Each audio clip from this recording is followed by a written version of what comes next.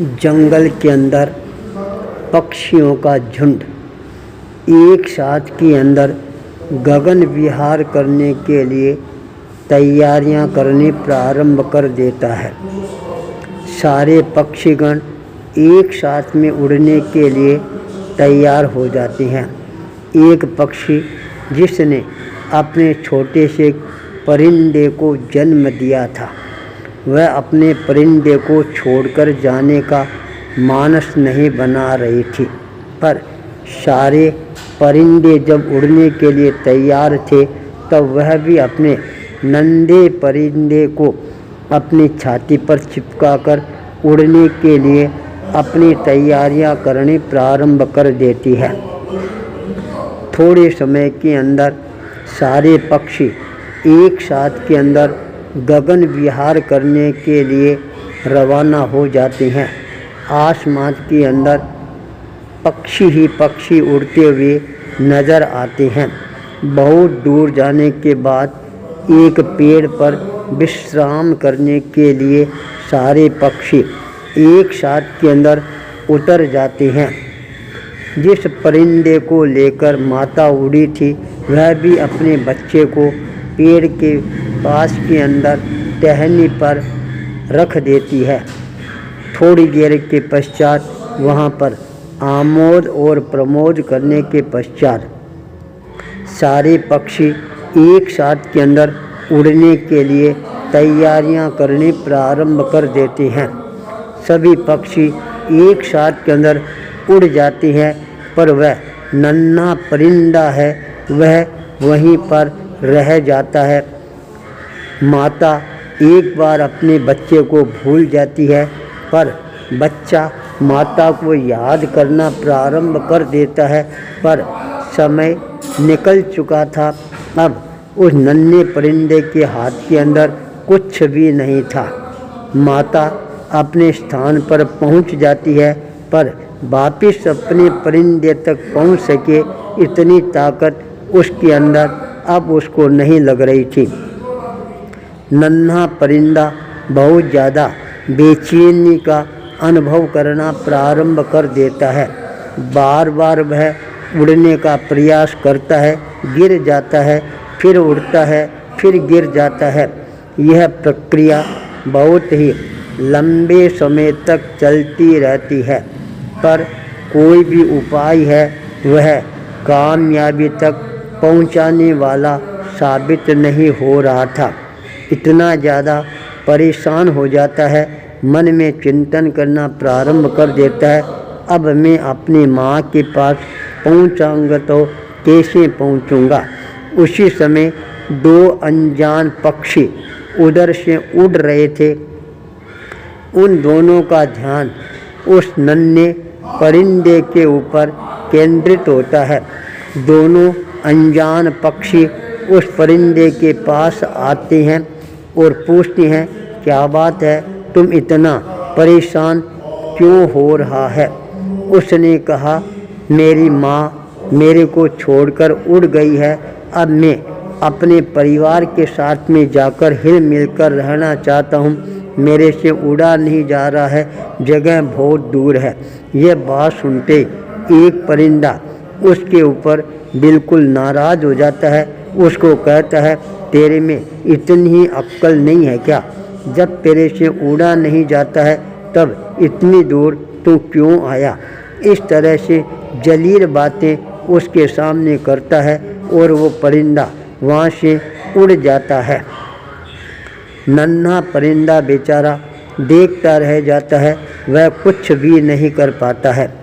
थोड़े समय के पश्चात वह पक्षी वापस दौड़कर आता है, उसके पास के अंदर नन्हे परिंदे को देखता है और कहता है, अब अपनी माँ को याद करता रहे, अब इस दुनिया के अंदर तेरे को बचाने वाला कोई नहीं है।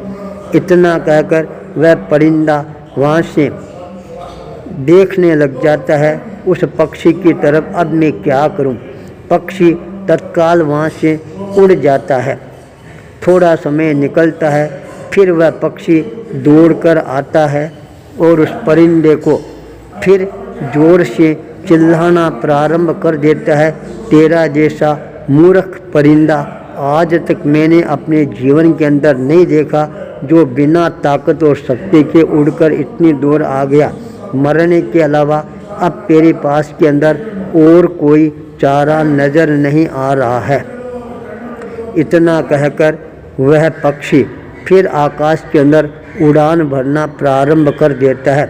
नन्हे परीक्षे को बहुत ज़्यादा क्रोध आता है, गुस्सा आता है, मेरा किस तरह से अपमान कर रहा है, पर वह कर कुछ नहीं पा रहा था।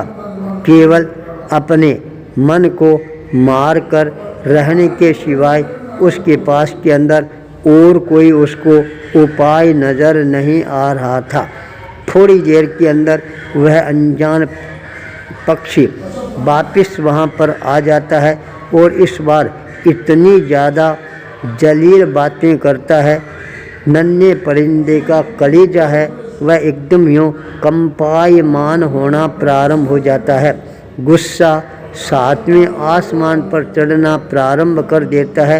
यह कैसा पक्षी है जो मेरे को इस तरह से प्रताड़ित कर रहा है, अपमानित कर रहा है।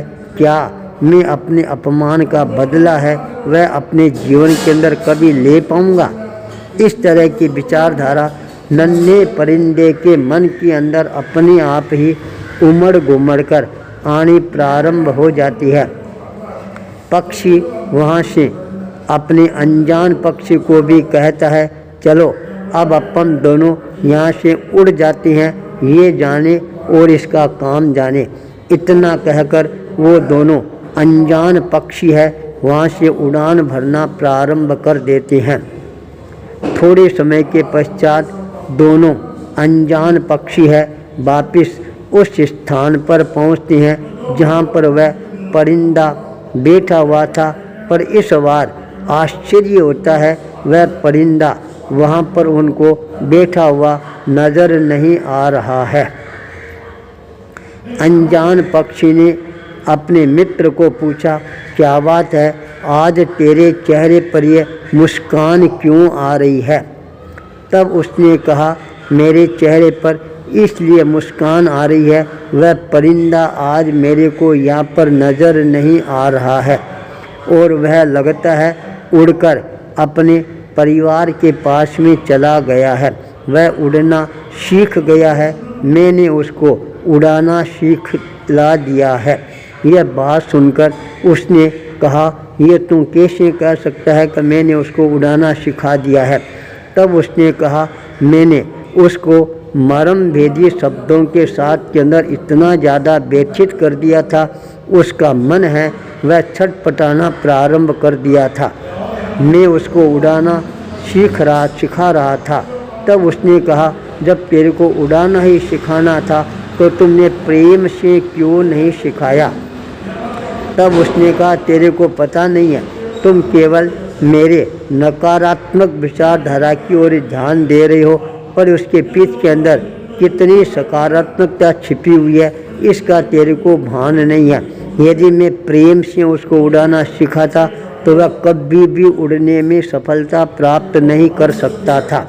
जब मैंने उसको जलील करना प्रारंभ कर दिया, दुखी करना प्रारंभ कर दिया, पीड़ित करना प्रारंभ कर दिया, तब उसके मन के अंदर मेरे प्रति घृणा के भाव जागृत होने प्रारंभ हो गए और जब मैं उड़ान भरता वह मेरे को बहुत ज़्यादा गहराई के साथ, एकाग्रता के साथ देखना प्रारंभ कर देता। यह पक्षी उड़ान कैसे भरता है।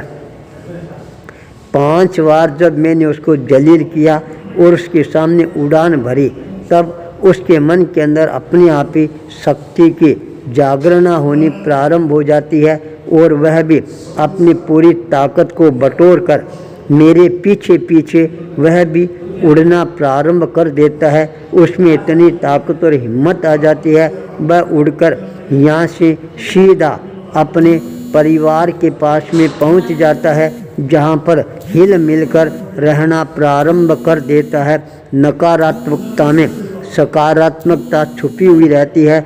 जो व्यक्ति नकारात्मकता में सकारात्मकता को स्वीकार करना प्रारंभ कर देता है, वह व्यक्ति अपने जीवन के अंदर हमेशा ही उड़ना सीखना प्रारंभ कर देता है। उड़ने का मतलब है नकारात्मकता में सकारात्मकता के दर्शन करना। आचार्य भूपेंद्र।